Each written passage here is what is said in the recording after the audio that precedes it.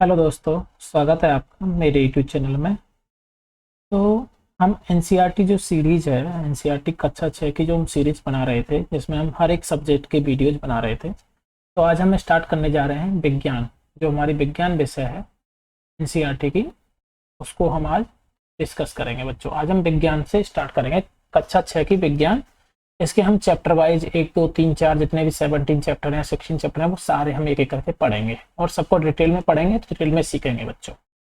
तो आप अगर क्लास 6 के स्टूडेंट हैं, आप किसी भी क्लास के स्टूडेंट हैं और आप साइंस को बेसिक से पढ़ना चाह रहे हैं, तो आप कक्षा 6 की विज्ञान की एनसीईआरटी या तो मोबाइल में डाउनलोड कर लीजिए, या आपके पास में हार्ड कॉपी है, बुक है, तो आप बुक खोल लीजिए और हम स्टार्ट करते हैं अपना चैप्टर। और आपको कक्षा 6 की आपको ज्योग्राफी, भूगोल और इतिहास के भी और राजनीति विज्ञान, इनके भी अगर वीडियोज देखने हैं या फिर चैप्टर को पढ़ना है, तो आप मेरे चैनल पर सर्च कर सकते हैं।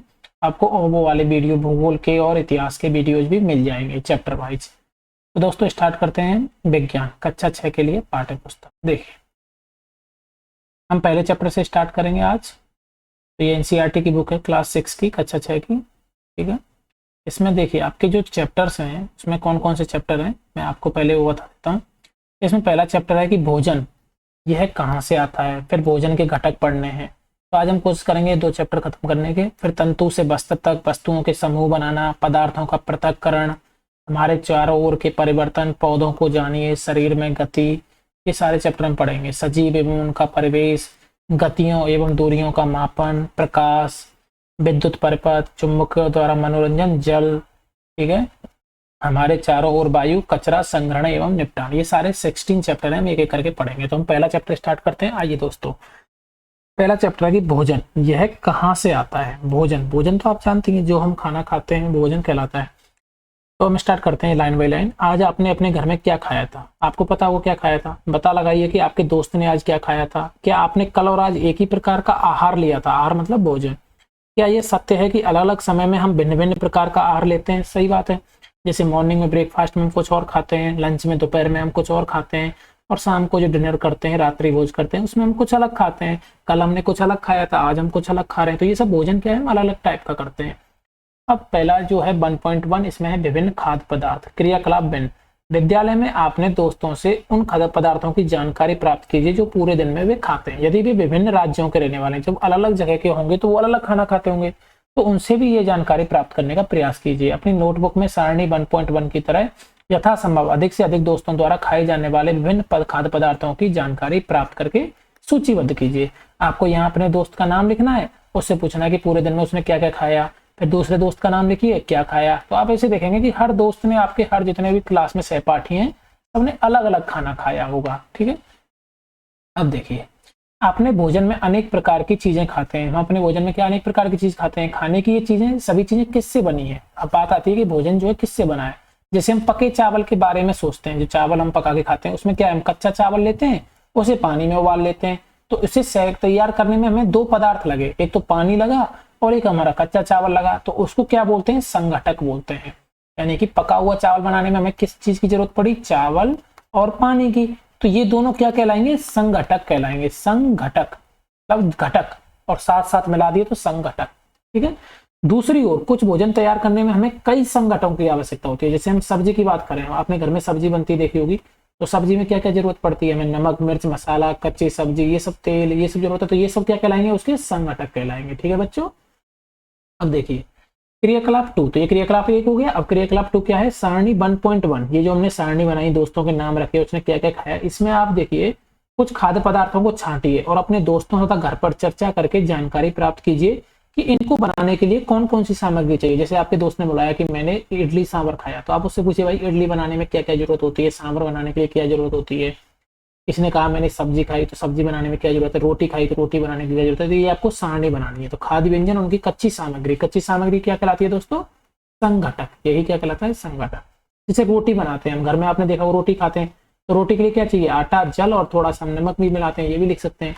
जैसे दाल बनाते हैं, दाल के लिए क्या चाहिए, हमें कच्ची दाल चाहिए होती है, जल चाहिए होता है, नमक, तेल, घी और मसाले, इससे दाल बन जाती है। तो ऐसे करके आप लिख सकते हैं कि खीर बनानी है। जैसे यहाँ पे मैं लिख दूं खीर, तो बताओ दोस्तों खीर बनाने के लिए क्या चाहिए। आप कहोगे सर दूध, चावल और चीनी, और उसमें कुछ जैसे कि आप क्या डाल सकते हो, इलायची डाल सकते हो, आप उसमें और क्या डाल सकते हो, बादाम, ये ड्राई फ्रूट भी डाल सकते हो आप उसमें, गोला गोला भी डालते हैं कुछ लोग। तो ये सब क्या है, ये क्या कच्ची सामग्री संघटक हो जाते हैं। ठीक है दोस्तों, अब हमने क्या देखा, कक्षा में चर्चा कीजिए कि क्या हम विभिन्न व्यंजनों में कुछ संघटक समान रूप से प्रयुक्त करते हैं। जैसे नमक है, नमक क्या होता है, हर सब्जी में प्रयुक्त होता है, बहुत सारी जगह पे यूज होता है। तो ये संघटक आते कहाँ से हैं, ये संघटक जैसे नमक आता कहाँ से, या कुछ भी चीज है वो कहाँ से आती है। खाद्य सामग्री और उनके स्रोत, सारणी 1.2 में सूचीबद्ध कुछ कच्ची सामग्री जैसे फल हुआ और सब्जी, इनके स्रोत का अनुमान लगाना हमारे लिए बहुत आसान है। अब बताइए फल और सब्जी कहाँ से मिलती है, तो आप कहोगे सर पौधों से, पादपों से, फलों, पेड़ पौधों से, इनसे मिलती है। निश्चित रूप से पौधों से मिलती है। गेहूं और चावल, अब बताइए गेहूं कहाँ से मिलता है, आप कहोगे सर गेहूं तो हमारे खेतों में होता है, पौधों से मिलता है। चावल भी पौधों से मिलता है। आपने धान और गेहूं के खेतों में उनके पौधों की अनेक पंक्तियां देखी होंगी, इनसे हमें अनाज प्राप्त होता है।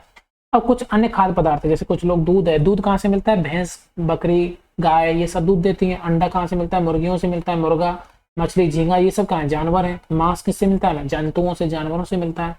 तो ये क्या, आपको ये पता चलेगा कि कौन सी चीज कहाँ से मिलती है। अब देखिए क्रियाकलाप थे, हम पूर्व सूचीबद्ध खाद्य पदार्थों एवं उनके संगठनों के स्रोत जानने का प्रयास करें। कुछ उदाहरण सूची सारणी 1.3 में दिए गए और कुछ और उदाहरण इस सूची में जोड़िए।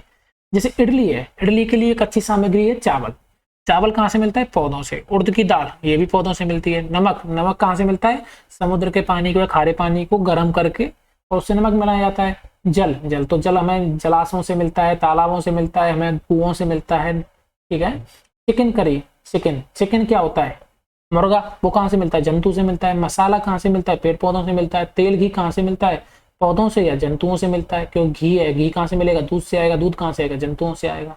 ठीक है बच्चों, जल आ गया। खीर, खीर के लिए दूध, चावल, चीनी, दूध कहाँ से मिलेगा बच्चों, जंतुओं से। चावल पौधों से। चीनी किससे बनती है बच्चों, गन्ने से बनती है, तो वो भी पौधों से मिलेगी। ठीक है। इस प्रकार आपने देखा क्रियाकलाप 3 से क्या हम क्या निष्कर्ष निकालते हैं कि पौधे जो हैं विभिन्न खाद्य संगठनों जैसे अन्न, सब्जी तथा फल इत्यादि के स्रोत हैं। अन्न कहाँ से मिलता है, पौधों से। सब्जी कहाँ से मिलती है, पौधों से। फल कहाँ से मिलता है, पौधे या पेड़ पौधों से। जंतुओं से हमें क्या मिलता है, दूध मिलता है, मांस मिलता है, अंडे मिलते हैं, अन्य जातक उत्पाद प्राप्त होते हैं। गाय, बकरी तथा भैंस दूध देने वाले कुछ सामान्य पशु हैं। दूध तथा विभिन्न दुग्ध उत्पाद जैसे कि मक्खन, क्रीम, घी, पनीर आदि दही का प्रयोग संसार के प्रत्येक क्षेत्र में किया जाता है। आप कुछ अन्य ऐसे जंतुओं के नाम बता सकते हैं जो हमें दूध देते हैं। ऊँट भी देते हैं ऐसे, तो ऊँटनी का भी दूध होता है। गाय, बकरी, भैंस, इनका ही दूध पीते हैं हम। और आप सोचिए किससे दूध हमें प्राप्त होता है, भोजन के रूप में पौधों के भाग और जंतु उत्पाद। भोजन के रूप में पौधों के भाग और जंतु उत्पाद, मतलब पौधों के किस भाग को खाते हैं, पौधों के किस भाग से हमें भोजन मिलता है, और जंतु उत्पाद। अब इसकी बात करने जा रहे हैं, हम चर्चा करेंगे। देखो दोस्तों, पौधे हमारे भोजन का एक मुख्य स्रोत है। हमें पौधों के कौन से भाग का उपयोग खाद्य पदार्थ के रूप में करते हैं। हम पत्तियों वाली अनेक सब्जी खाते हैं कि नहीं खाते, जैसे पालक है, पालक क्या है, पत्ती है। धनिया क्या है, पत्ती है, ये भी है ना।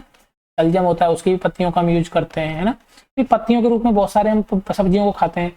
कुछ पौधों के फलों को हम भोजन के रूप में खाते हैं। कभी हम जड़ भी खाते हैं, कभी हम तना खाते हैं, तो कभी हम पुष्प भी खाते हैं।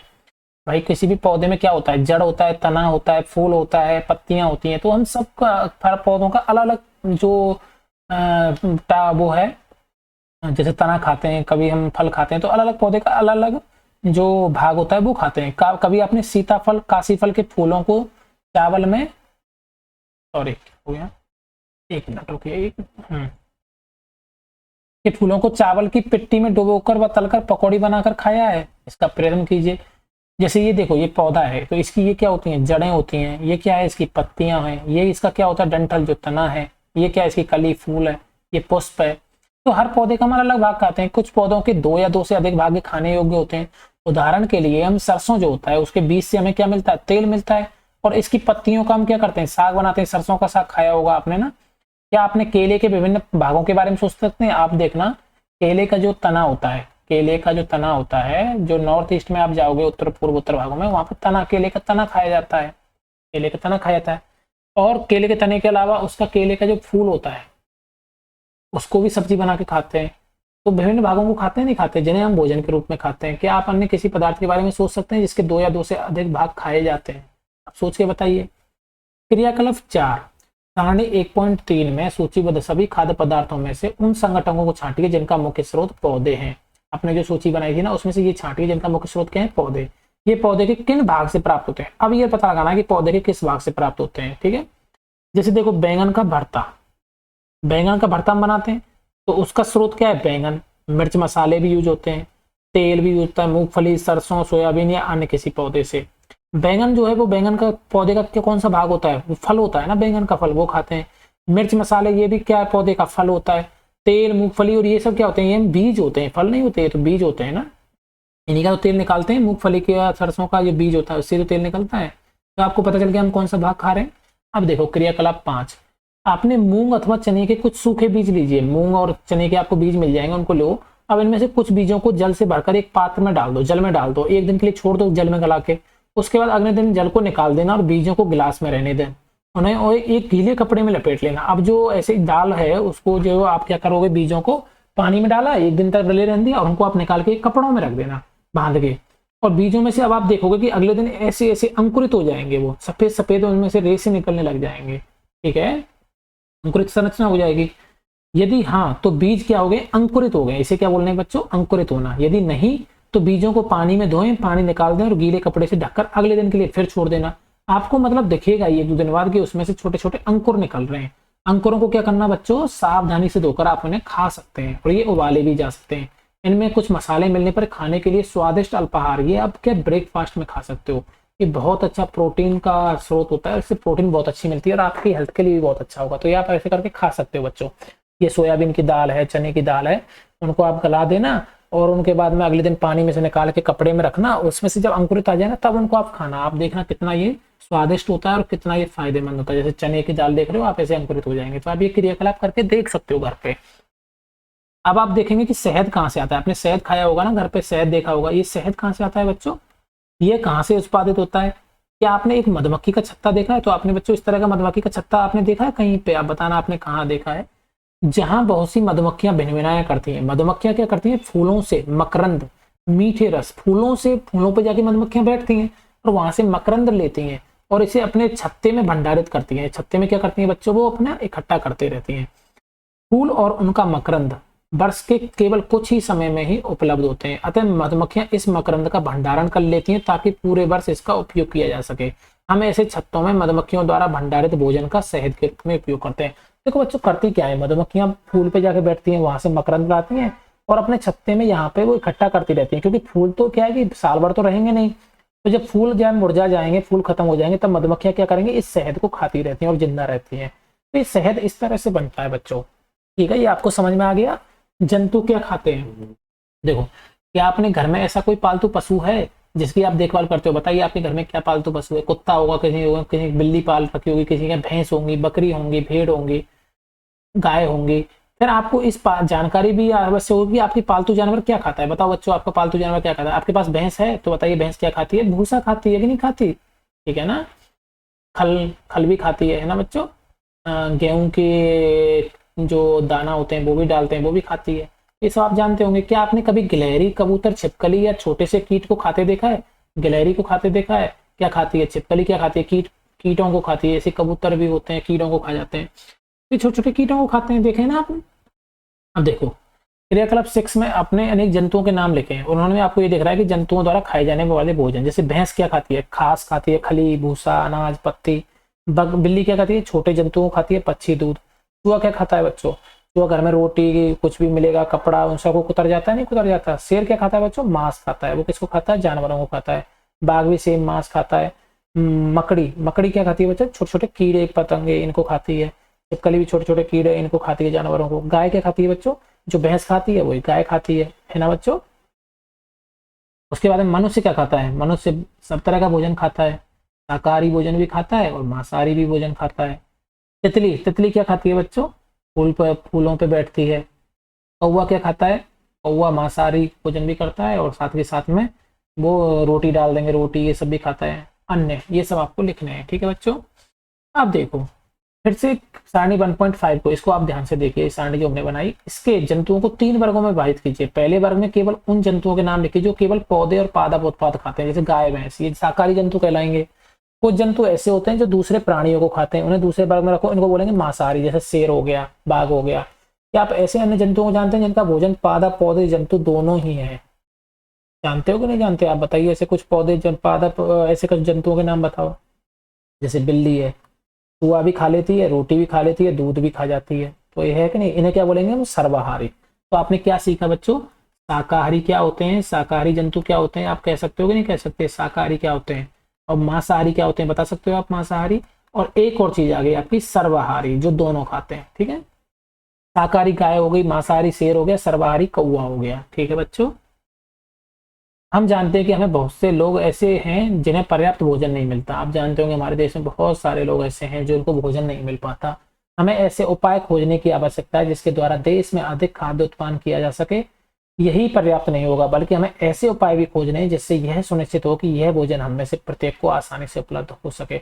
आपने अपने आसपास देखा होगा, बहुत सारे लोग ऐसे होते हैं जिनको भोजन नहीं मिल पाता टाइम पे, ठीक है। तो हमने क्या संगठक सीख लिया, खाद्य सीख लिया, भोजन, मकरंद सीख लिया, जो फूलों के वो फूल जो होते हैं उन पे से जो रस लेके आते हैं मकरंद बोलते हैं, अंकुरित बीज सीखा आपने, शाकाहारी, मांसाहारी, सर्वाहारी, इन सबको आप बता सकते हो क्या है। भारत के विभिन्न प्रदेशों में खाए जाने वाले भोजन में बहुत अधिक विविधता है। विविधता मतलब भेद है, विविधता मतलब होता है कि अंतर, एक तरह से अलग अलग भोजन खाते हैं। हमारे भोजन के मुख्य स्रोत क्या है, पौधे और जंतु हैं। जो जंतु केवल पादप खाते हैं उन्हें शाकाहारी, जो जंतु केवल जंतुओं को खाते हैं मांसाहारी, जो जंतु पादप और दूसरे प्राणी दोनों खाते हैं उन्हें क्या बोलते हैं बच्चों, सर्वाहारी। अब अभ्यास देखिए, क्या सभी जीवों को एक ही किस्म के भोजन की आवश्यकता होती है, तो बोलेंगे आप नहीं, सभी लोग अलग अलग तरह के भोजन खाते हैं। 5 पौधों के नाम लिखिए और बताइए इनके कौन से भाग का उपयोग खाद्य पदार्थ के रूप में होता है। तो आप बच्चों लिख देना, जैसे आलू है, आलू का क्या खाते हैं हम, जड़ खाते हैं। जैसे केला है, उसका हम तना भी खाते हैं, फल भी खाते हैं। तो ऐसे आप पौधों के नाम लिखिएगा, जैसे गोभी है उसका हम फूल खाते हैं, तो ये आप लिखिएगा। कॉलम 1 और 2, दूध, दही, पनीर और घी, ये क्या है, जंतु उत्पाद है। पालक, फूलगोभी, गाजर, ये क्या है, हमारी सब्जियां हैं। शेर और भाग दूसरे जंतुओं खाते हैं। शाकाहारी पादप एवं पादप उत्पाद खाते हैं, ये मिलान हो गया, ठीक है बच्चों। अब देखो, बाघ एक मांसाहारी है। बाघ क्या है बच्चों, यहाँ खाली जगह में क्या आएगा, मांसाहारी। हिरण केवल पादप उत्पाद खाता है, इसलिए इसे क्या कहेंगे, शाकाहारी, ठीक है बच्चों, ये क्या हो गया, शाकाहारी। उसके तोता केवल पादप उत्पाद खाता है। जो हम पीते हैं, जो हम दूध हम पीते हैं वो हमें गाय भैंस बकरी से। हमें चीनी कहाँ से मिलती है बच्चों, गन्ना से। तो खाली जगह मैंने करा दी सारी, आपको आसान है। अगर आपने अच्छे से पढ़ा है चैप्टर तो आपको आसानी से कर पाओगे। क्या आप आपके आसपास के सभी व्यक्तियों को खाने के लिए पर्याप्त भोजन उपलब्ध है, नहीं तो क्यों। तो आप लिखोगे नहीं उपलब्ध है। तो बताओ बच्चों क्यों नहीं उपलब्ध है, क्योंकि भोजन उनको मिल नहीं पाता है आसानी से, ठीक है। सरकार फिर भी बहुत सारी कोशिश कर रही है कि सभी गरीबों को भोजन उपलब्ध हो। हमें भोजन की बर्बादी किन उपायों से रोक रही है, हमें भोजन की बर्बादी क्यों, क्योंकि हमें जितना खाना है उतना ही भोजन बनाना चाहिए। भोजन को हमें बाहर नहीं फेंकना चाहिए। कुछ भोजन बचता है तो उसे हमें किसी लोगों को दे देना चाहिए या जानवरों को डाल देना चाहिए। तो इस तरह से हमें भोजन की बर्बादी को क्या है, रोकना है, क्योंकि हमारे देश में अभी भी बहुत सारे लोग ऐसे हैं जो भूखे सोते हैं बच्चों, है ना। तो आप पता लगाइए कि आपके आसपास में कुछ ऐसे लोग हैं जिनको भोजन मिल पा रहा है, क्यों नहीं मिल पा रहा है। तो ये आपके लिए होमवर्क है। अब देखिए बच्चों, चैप्टर नंबर 2 पढ़ते हैं, भोजन के घटक। भोजन के घटक इस चैप्टर को हम अभी पढ़ते हैं, ठीक है दोस्तों, स्टार्ट करते हैं। हाँ तो दोस्तों, अभी हमारा चैप्टर 2 था भोजन के घटक। क्या करते हैं, इस चैप्टर 2 को हम अगली क्लास में पढ़ते हैं, ठीक है। तो अगली क्लास में मिलेंगे, आज के लिए बस इतना ही है। इस क्लास में हम ढंग से पढ़ेंगे सारे चैप्टर्स, क्योंकि ये चैप्टर 2 थोड़ा सा बड़ा है। आज के लिए इंट्रोडक्शन के लिए इतना ही था। मिलते हैं अगले वीडियो में, तब तक के लिए थैंक यू। जय हिंद, जय भारत। वीडियो को लाइक एंड सब्सक्राइब करें, चैनल को लाइक करिए दोस्तों, जिससे कि आपको इन वीडियोज के नोटिफिकेशन मिलते रहेंगे, आपको ऑटोमेटिकली पता चलता रहेगा कि वीडियो आ गया है, ठीक है दोस्तों।